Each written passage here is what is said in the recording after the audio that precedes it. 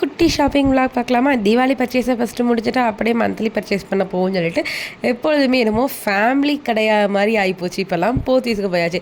ஏன்னா வருஷம் வருஷம் தீபாவளிக்கு இப்போ அங்கே தான் பர்ச்சேஸ் பண்ணுறது. ஸோ அடிக்கிற வெயிலில் டிராஃபிக் வேறு யூட்டன் போடுறதுக்கு ஒரு ஹாஃப் அன் ஹவர் நின்று அதுக்கப்புறம் ஹபாடாக நிற்கும் போது அவங்க வந்து வாசல் வரைக்கும் நாங்கள் விட்டுருந்தோம் பார்க்கிங்லேருந்து சொல்லிட்டு ஒரு வந்தோடனே பாப்பா இந்த மாதிரி காரில் தான் போகிறோன்னு ஆசைப்பட்டான்னு சொல்லி அதில் ஏறியாச்சு. ஃபஸ்ட்டு பாப்பாவுக்கு முடிச்சுட்டு ஸ்டெப் பை ஸ்டெப்பாக ஒவ்வொருத்தருக்கா நம்ம எடுப்போம் அப்படின்னு சொல்லிட்டு மேலே ஏறினோம்னா இந்த அம்மாவுக்கு போட்ட பட்ஜெட்டே 500ரூவாலேருந்து 550 எடுக்கணும் அப்படின்னு அவள் தூக்குற ஒவ்வொரு பேண்ட்டு ஃபுல்லாக என்னமே பார்த்தோன்னா 500 மேலே இருக்குது. சரி இது எடுப்போம்னு சொல்லிட்டு அவளை ஏமாற்றி அப்படியே ஒவ்வொருத்தருக்கா எடுக்க போயாச்சு.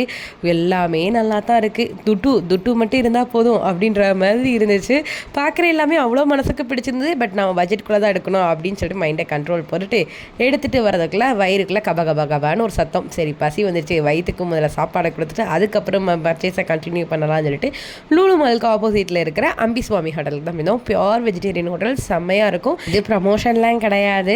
யாராவது கேரளாவுக்கு வந்திருக்கீங்க, ஒரு பியோர் வெஜிடேரியன் ஹோட்டல் நல்லா இருக்கணும் சாப்பாடுன்னு நினச்சிங்கன்னா அம்பிசுவாமி ஹோட்டலில் நான் ரெக்கமெண்ட் பண்ணுவேன். செம்ம டேஸ்ட்டாக இருக்கும். பட் இது வரைக்கும் நாங்கள் அதில் வந்து சத்யா வந்து ட்ரை பண்ணதுன்னு சொல்லிட்டு இன்றைக்கி சத்யாவை ட்ரை பண்ணியாச்சு.